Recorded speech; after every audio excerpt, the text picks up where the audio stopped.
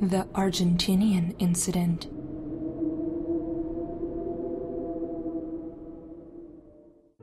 In the winter of 1998, there was an undocumented wave of brutal murders that nearly wiped out the entire population of a small fishing village in Argentina. All evidence of the incident was swiftly swept under the rug by the local authorities, which then proceeded to set up massive roadblocks around Tacoma, preventing anyone from getting near the site of the murders. Media coverage of the police's suspicious actions was minimal, with most newspapers and local news channels labeling it as a large-scale evacuation on account of a fictitious fire hazard.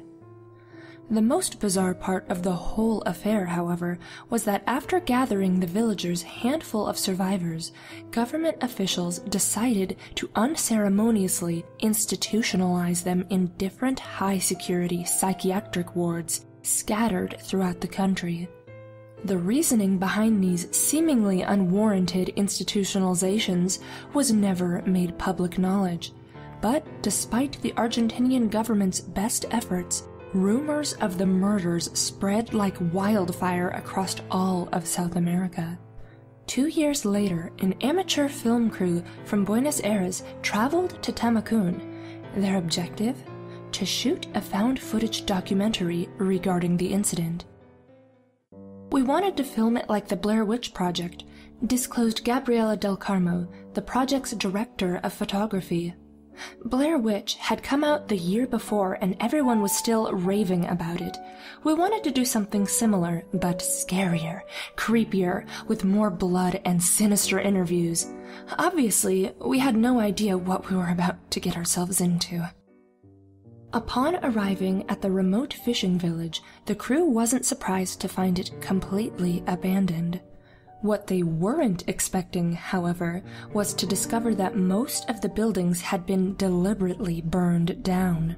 "You could tell that it hadn't been done on accident," said the project's first assistant director, Rodrigo Elias. "And that really shocked us, finding out that the cops had deliberately torched the place. Of course, once we started piecing it together, what really went on down there, it made sense. Hell, I'm surprised it took them that long to do it." With most of the survivors locked away, the crew was forced to travel to the neighboring towns and hamlets in search for more information. These weren't very successful trips. "No one wanted to talk about it," said Angelico de Souza, one of the project's executive producers. "Everyone was too scared to do it. The second we mentioned Tacoma, they would shut their doors in our faces, literally, as if it was illegal to talk about what happened, as if they knew someone else was listening. We never spent more than a night in these strange little towns. The townsfolk would always throw us out the next morning, and every time they did it, it felt like they were doing us a favor, as if it was for our own good." After briefly returning to the ruins of Tacoma to shoot the final landscape shots for the documentary, the crew spent the next few months pinpointing the psychiatric wards where the villagers' survivors had unwillingly been admitted.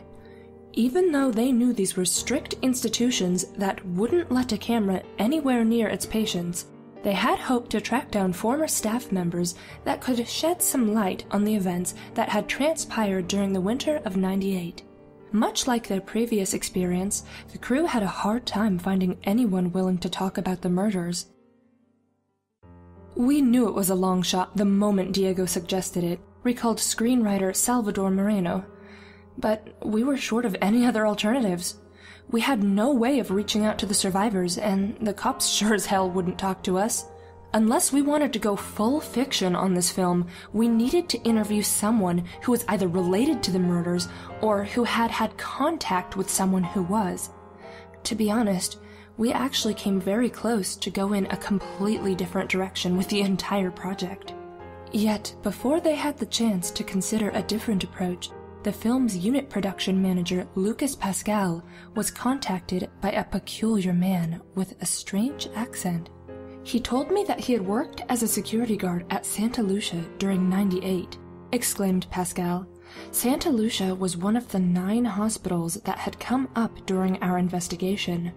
Naturally, we were pretty excited about interviewing this guy. At the same time, we were also prepared to be completely disappointed. We weren't exactly sure what kind of information we'd get from him. Some suspected he was only trying to scam us. We only found out that he was for real when he demanded that his name remain anonymous and that his face be blurred out in the final cut. A small excerpt from the interview's transcript reads as follows. How long were you a security guard at the hospital? I worked in Santa Lucia for 9 years. And when did you quit? I didn't. I was fired. May I ask why you were let go? They told me that I talk too much. About what? Oh, all sorts of things. Being a security guard gets pretty boring at times, even in a loony bin. When something interesting happens, you talk about it. But if I had to guess, what really pissed them off was when I told a couple of friends about the shady stuff that happened during the winter of '98. Care to elaborate? Sure. It's the whole point of this interview, right? I guess it all started when the police brought in this crazy old drunk from down south. The guy looked like your run-of-the-mill nut right off the bat. 2 cops had to literally drag him kicking and screaming inside the hospital. I didn't think much of it. I'd seen it 1,000 times. But then something weird happened. Go on. This detective showed up the following day. Not just any detective, mind you. No, this one was a Yankee. I'd never seen his kind before. Except maybe in the movies. Looked like a real hard-ass, too. All dressed up and looking sharp. He even wore a hat. But there was something strange about his eyes, you know. Blue and hollow. I don't think I had ever seen eyes like that before. What was he doing there? He wanted to ask the old drunk a few questions. In private. They even got a room just for them. After 5 minutes, though, the crazy old bastard started screaming like I had never heard a grown man scream before. The doctors and the nurses rushed in, and the Yankee disappeared in the middle of the commotion. I never saw him again. But the drunk didn't stop screaming until the nurses put him to sleep. Made my blood curdle, all that screaming. And then?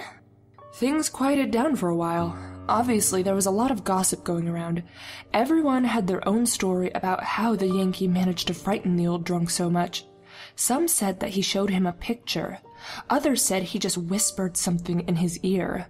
No one knew for sure, not even the doctors. And a week later, no one seemed to care. That is, of course, until they found the old drunk's body lying in the garden. Murdered? Looked like it.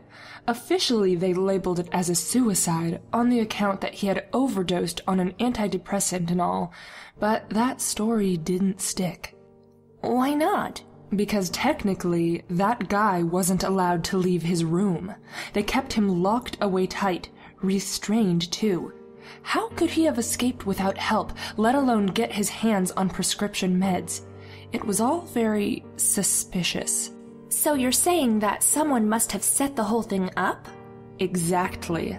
At the same time, you gotta ask yourself, who would do such a thing? Why go through the trouble of killing an old, defenseless drunk? What did he do to deserve it? Maybe he saw something he shouldn't have. Maybe he didn't have a choice. Supplied with more questions than answers, the crew's ever-growing curiosity fueled them to attempt to track down the enigmatic American detective. This part is where things started getting really weird, said Del Carmo. We found out that Santa Lucia wasn't the only place where people had seen Detective Blue Eyes. That's what we called him. Anyway, our sources confirmed that this guy had been seen all over the country, and he wasn't alone. It turned out that a whole army of Yankees in black suits had come over from the States. We knew they were definitely onto something. That's around the time Paz Vega escaped from Colonel Martin. The psychiatric hospital of Colonel Martin was one of the most infamous military hospitals in South America. Every time a patient managed to successfully escape, the story made national headlines. Paz Vega's flight was no different. Being the only teenager who survived the murders in Tamacoon, Vega's escape became one of the most talked about subjects in Argentina. The media made her look like some kind of dangerous madwoman, recalled Moreno.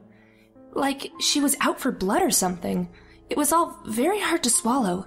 But the police sure were desperate to find her. I had never seen so many cops out on the street. We tried to track her down, too, but it was useless. We didn't have enough resources or manpower. After a few weeks, though, the whole thing died down, and the cops never found her. Without any more leads or cooperative interviewees, the crew decided to shift their focus towards the past history of Tamacoon. What they uncovered was nothing short of disturbing.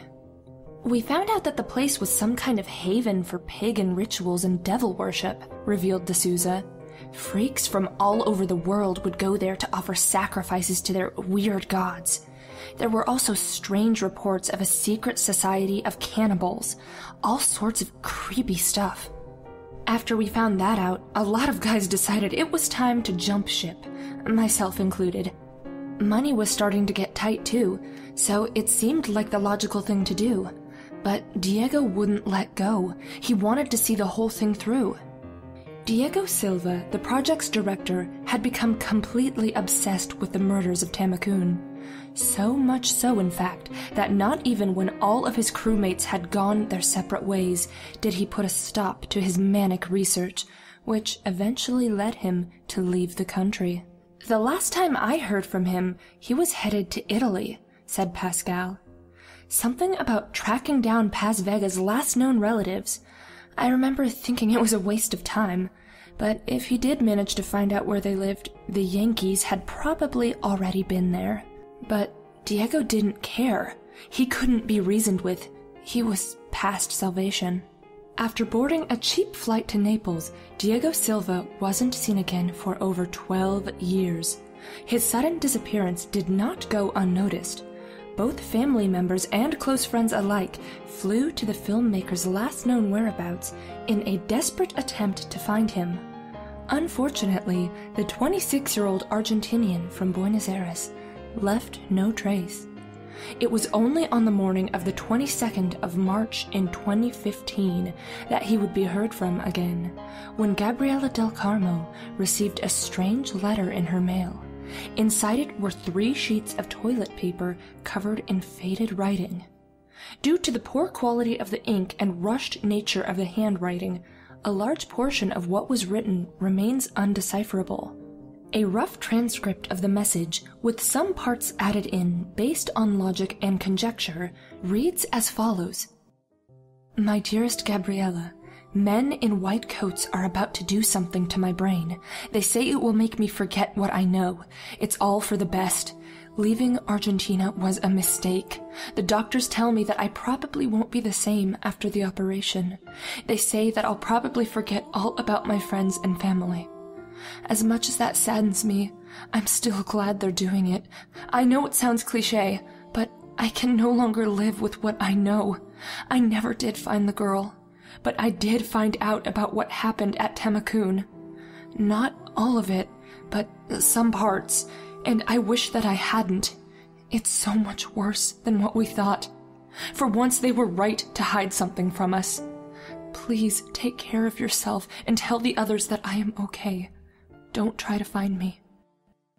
Don't go back to Tamacoon. They didn't kill them all.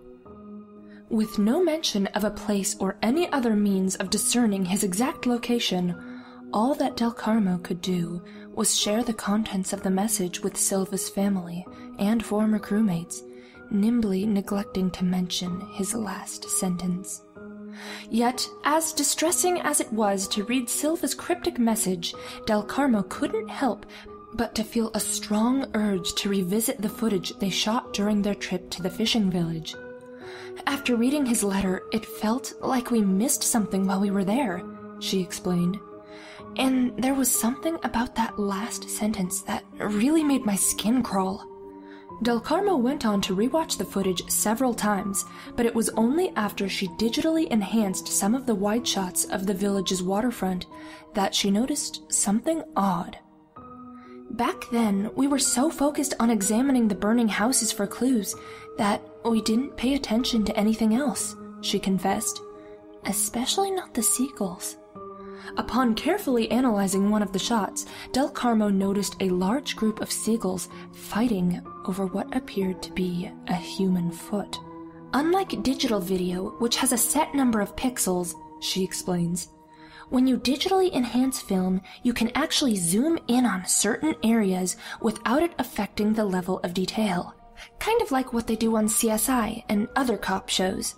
When I zoomed in on the foot, I noticed that it had human bite marks all over it. A discovery that brought her to an unsettling conclusion.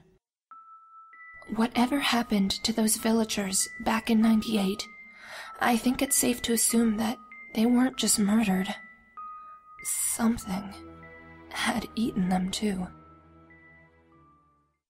After her interview, Del Carmo agreed to provide a copy of the digitally enhanced shot so that it could be further examined by experts.